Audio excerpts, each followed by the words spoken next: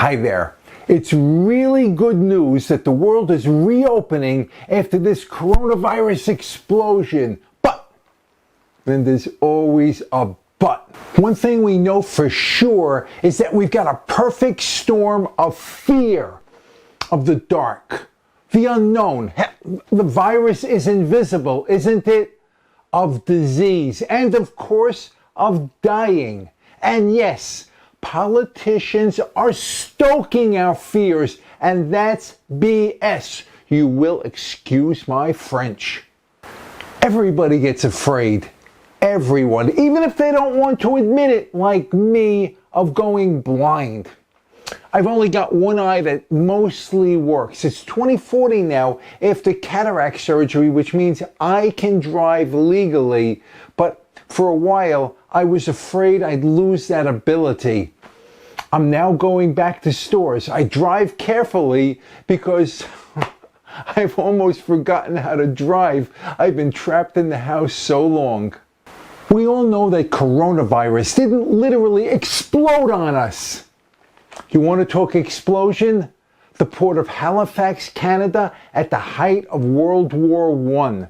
At the time, it was the largest man-made explosion in history, a quarter the size of the atomic bomb used in Hiroshima. And I bet you've never even heard of it.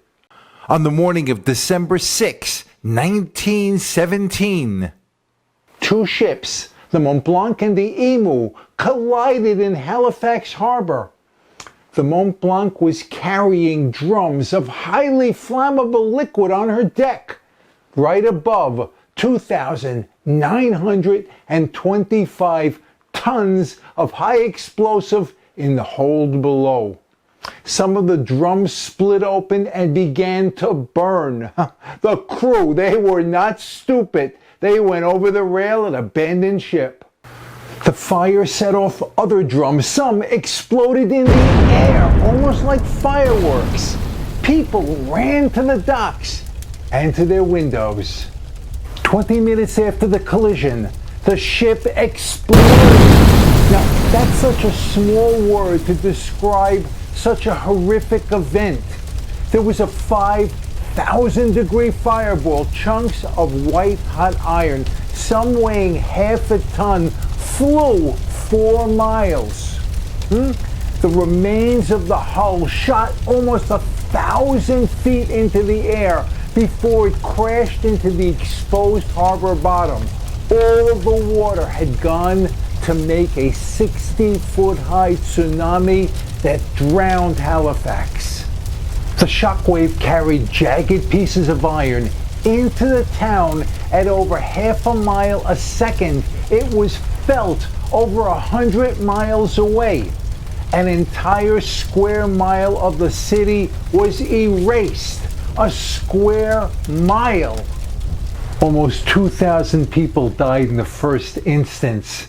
Some 9,000 people were injured, including 1,000 who had serious eye injuries from all the flying glass and metal. Some lost one eye, many lost both. It remains Canada's worst ever incident of mass blinding. By the way, the very next day, a blizzard hit. Those poor people. It would have been worse, except for Mr. Vincent Coleman telegraphing, "Hold up the train. Ammunition ship afire in harbor, making for Pier 6 and will explode. Guess this will be my last message. Goodbye, boys." 300 people on train number 10 were saved at the cost of his life. And his message started the railroad sending emergency relief within hours. There were other stories too, like of a 23-month-old child found in her destroyed home near her dead mother and brother. She had kept warm under the stove. Ashcan Annie was the girl who lived, who married, and eventually passed almost 100 years later. Another, by the way, Halifax's tragedy is connected to the Titanics. The coroner, Mr. Barnstead, used the system his father developed and used himself with the Titanic's drowning victims. They all rest in Halifax's Fairview Cemetery. Another historic connection. Halifax still sends Boston a Christmas tree every year for the help it gave them after the disaster. It's the official one on the Commons. There was a time that if a family couldn't take care of someone who was blind, they had to warehouse them. You don't want to read about the horrors back then. Later, specialized schools for the blind were established, and some of them did wonderful work. That's the silver lining from the Great Halifax explosion. It led directly to the creation of Canada's National Institute for the Blind. In a similar vein, poison gas shells exploding over World War I trenches directly led to dogs guiding the blind. We intend to do a video on the seeing eye soon. We don't know what the COVID-19 silver lining is going to be. We certainly hope and pray that there's going to be one.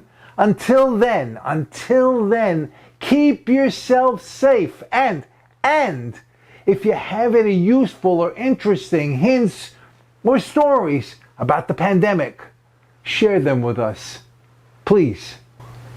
I am Mike for the Be More Better team. Thank you for watching. We really appreciate it. Please comment, like, follow, subscribe, all the rest. But always, always be more better. Body, mind, and spirit. And then be even more better when you not only overcome your fears, real or imagined, but help someone else to do that to theirs. This has been a pleasure. Until the next time, God bless. Thank you.